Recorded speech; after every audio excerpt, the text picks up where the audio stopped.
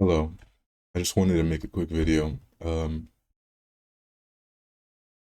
Audio isn't very hard to set up. There's only a few things I have to explain, but I'm going to use OpenAL, which is sort of named after OpenGL. But so some of the basics of OpenAL is if you want to get it into a game engine, you must have multi-threading. Now, the multi-threading you need for this, I don't think is very hard. I have a small amount of code to get the very basics set up, and I explain that. And I'm also going to make a video on how to compile OpenAL. I'm not sure if it was very hard, but OpenAL is a standard, right? Like OpenGL. So OpenGL just has a software implementation that's GLFW. OpenAL has OpenAL soft, right? By I think his name it's KCAT, something like that. So to get multi-threading to work, you need to have an audio thread which manages a basically a mixer, right? So this is gonna have just information about basically like VO, VBO type things like buffers and basically objects that are just controlled by an ID which you pipe data into, sort of like OpenGL, you know. I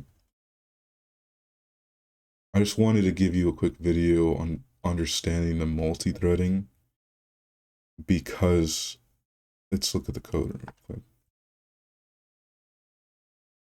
A basic of multi-threading is you need to give a thread a function to start it, and it will end and close. But just for your information, starting a thread is expensive. You do not want to be opening threads. You want to have a thread that runs. Basically, all your threads are going to be in while loops. Do not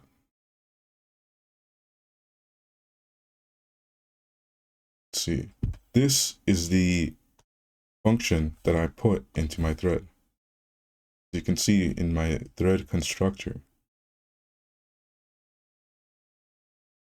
right here, we pass in the address to the poll audio function, the pointer, the function pointer. And then let's see, what you're gonna want is just right like this while thread stop, use an atomic bool. You're gonna want to sleep for a while. You don't want this really like taking up that much of your computation. And then you're gonna manage the mixer, right? I'm not really gonna go into this, but basically you lock the mixer, manage it, unlock it, then wait, and you're just gonna have 5 milliseconds update time. This, trust me, this is good enough. You know, you really don't need it to be faster than that.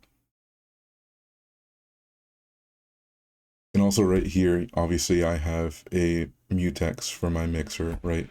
And whenever I want to use a function that I could use channels instead, and this would not ever have a, you know, deadlock issue. Not deadlock, but this lock would never even fail in the first place. There's no lock to begin with, use channels. So I might change this, but obviously we lock because we wait to see if the thread is sleeping and not managing the mixer. Then we can push our data onto the mixer.